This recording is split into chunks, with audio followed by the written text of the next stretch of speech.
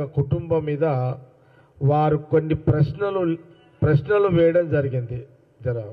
కొన్ని ప్రశ్నలు వేయడం జరిగింది. నేను ఆ ప్రశ్నలకు కొంత క్లారిఫై, అంటే వారికి అవగాహన గురించి బండి సంజయ్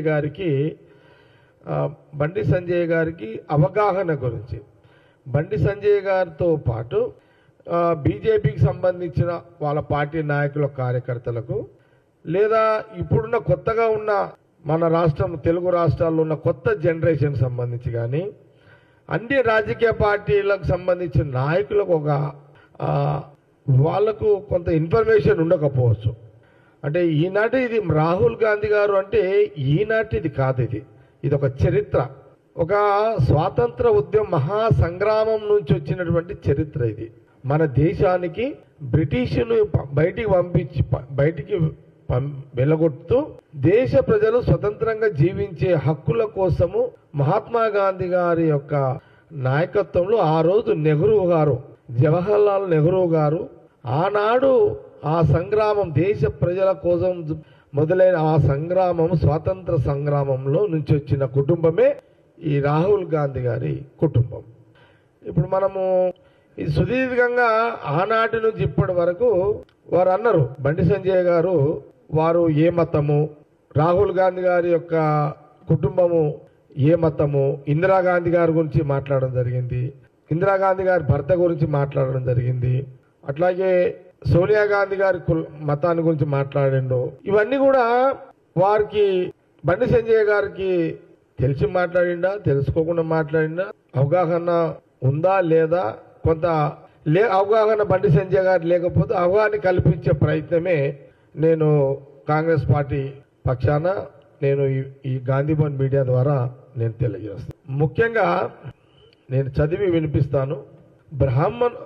రాహుల్ గాంధీ గారి యొక్క కుటుంబము బ్రాహ్మణులు, వాళ్ళు బ్రాహ్మణ్స్, వాళ్ళు హిందువులు. ఇది గమనించాలి. ప్రధానంగా బండి సంజయ్ గారు గమనించాల్సింది ఏంటంటే రాహుల్ గాంధీ గారు వారి కుటుంబము వాళ్ళు బ్రాహ్మణులు, బ్రాహ్మణ్స్, వాళ్ళు హిందువులు. లేదు బండి సంజయ్ గారికి ఏమైనా డౌటా, బ్రాహ్మణులు హిందువులు గారు అని ఏమైనా డౌట్ ఉంటే అడగొచ్చు ప్రశ్న.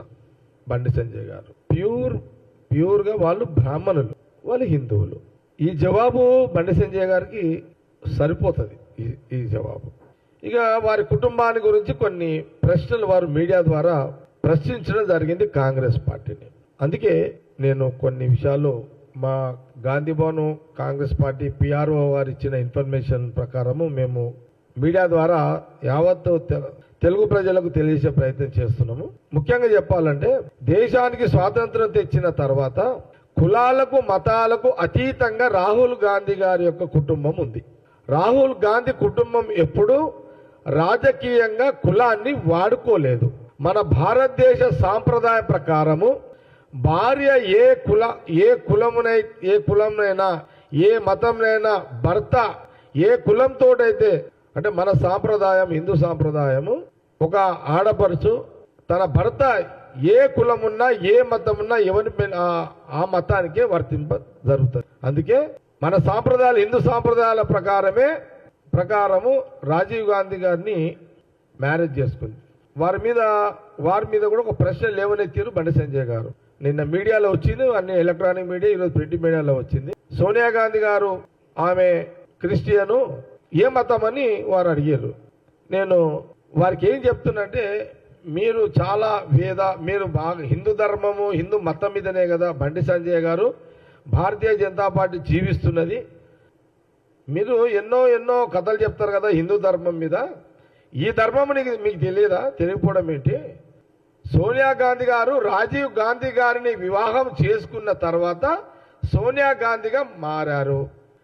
అంటే ఒక ఆడపడుచు భర్త ఏ కుల వస్తుడైన ఒక మగవాడిని పెళ్లి చేసుకున్న తర్వాత అతన్ని ఏ కులం ఉంటే ఆ కులానికే ఆ ఆడపడుచు ఆడ మనిషి ఆమె ఆ కులానికి వర్తింపజేస్తుంది. ఇప్పుడు సపోజు నేను రెడ్డినున్నా, నా భార్య గౌడ్స్. ఇప్పుడు నన్ను పెళ్లి చేసుకున్న తర్వాత ఇప్పుడు నా భార్యను బయట ఏమంటారు? నిర్మల రెడ్డి అని అంటున్నారు. ఇదే కదా మన హిందూ సాంప్రదాయము హిందూ ధర్మంలో ఉన్న. మీరు హిందూ ధర్మం మీదనే రాజకీయంగా ఓట్లు అడిగి బతికేటోళ్ళు బండి సంజయ్ గారికి గీది కూడా తెలియకపోతే ఎట్లా? ఏదో మాట్లాడాలి కదా, ఏదో ఒక బట్టగాల్చి పడేయాలి కదా అని మాట్లాడడం భావ్యం కాదు అని బండి సంజయ్ గారికి నేను మీడియా ద్వారా తెలియజేస్తున్నాను. మళ్ళీ ఒకసారి మీరు మీ మాటకు మీరు మాట్లాడే, ఎందుకంటే మీరు బండి సంజయ్ గారు మీరు ఆ పార్టీ ప్రెసిడెంట్ చేసి ఇప్పుడు సెంట్రల్ మినిస్టర్, మనము ధర్మ పరిధిలోనే మాటలు మాట్లాడుతున్నాం కాబట్టి ధర్మ పరిధిలోనే నేను మీకు అవగాహన కల్పించే ప్రయత్నం మీడియా ద్వారా చేస్తున్నా. భర్త రాజీవ్ గాంధీ గారు హిందువు బ్రాహ్మణుడు, అంటే సోనియా గాంధీ గారు కూడా రాజీవ్ గాంధీ గారు బ్రాహ్మణుడు కాబట్టి ఆమె కూడా ఆ కులానికి సంబంధించిన కానీ మన భారతదేశ సాంప్రదాయాలు ఇది గ్రహించండి. మళ్ళొక్కసారి మీకు క్లారిఫై చేస్తున్నాం, అంటే మీకు అవగాహన కల్పిస్తున్నాం. తెలియక మీరు మాట్లాడిన దానికి, తెలుసో తెలియక మాట్లాడిన దానికి. ఇందిరాగాంధీ గారి గురించి మాట్లాడారు.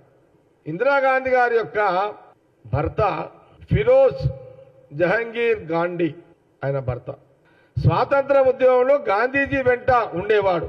ఆయన సహచర్యం కారణంగా తర్వాత క్రమంలో ఆయన పేరు ఫిరోజ్ గాంధీగా ప్రజలు మార్చారు. మహాత్మా గాంధీ స్వాతంత్ర ఉద్యమంలో పాల్గొనే క్రమంలో గాంధీగా ఉన్నటువంటి ఫిరోజ్ గారు వారిని గాంధీగా ఆ రోజు దేశ ప్రజలు స్వతంత్ర ఉద్యమంలో మార్చారు. ఫిరోజ్ గాంధీ అని పిలువబడ్డ తర్వాత వారిని ఇందిరాగాంధీ గారు పెళ్లి చేసుకున్నారు. ఆ పెళ్లి చేసుకున్న తర్వాత వారికి ఆల్రెడీ గాంధీ అని ఉంది కాబట్టి ఇందిరాగాంధీగా వారు కొనసాగారు. అసలు ఇంతకుముందే చెప్పినాను, మళ్ళీ ఒకసారి చెప్తున్నాను, రాహుల్ గాంధీ గారు కులము బ్రాహ్మణ కులము మళ్ళీ బీజేపీ నాయకులు బండి సంజయ్ గారికి తెలియజేస్తున్నా.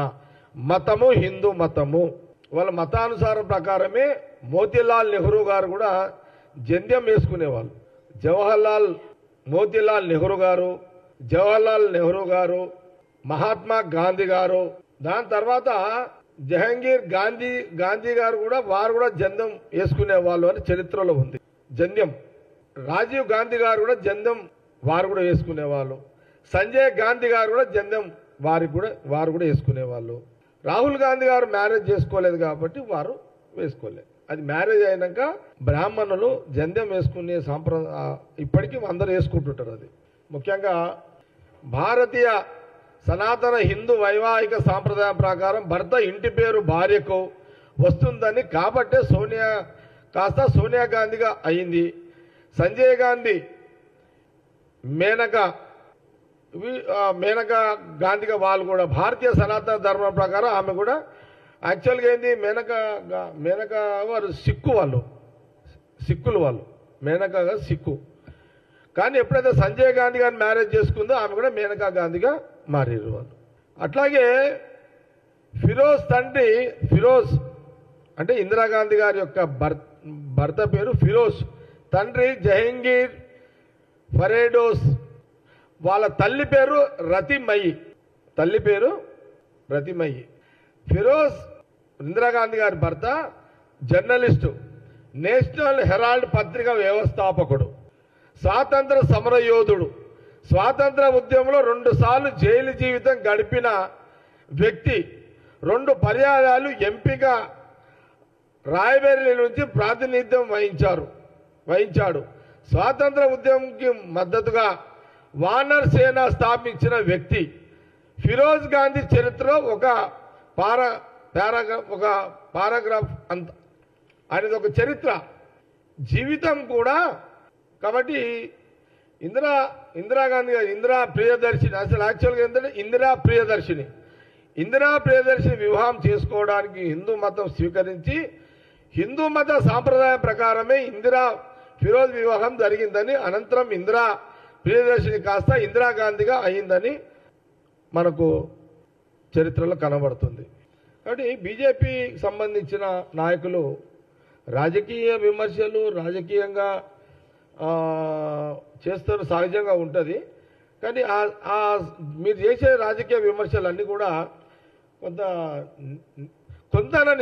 నిజం ఉండాలి అనేదే కాంగ్రెస్ పార్టీ బండి సంజయ్ గారికి తెలియజేస్తున్నాను.